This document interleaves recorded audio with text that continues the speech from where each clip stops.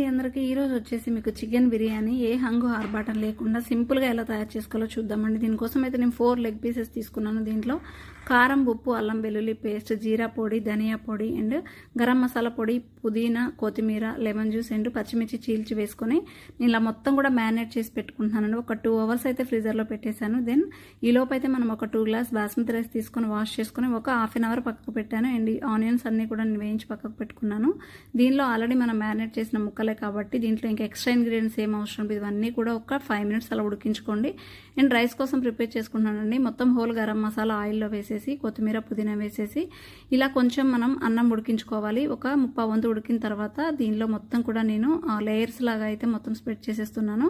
దీనిలో మనం fried onions and కొత్తిమీర, పుదీనా అండ్ గీ అండ్ మనకి ఫుడ్ కలర్ కూడా వేసేస్తున్నానండి. మళ్ళీ ఒక 15 మినిట్స్ కనుక లో ఫ్లేమ్లో ఉంచితే కనుక సూపర్ బిర్యానీ రెడీ అండి.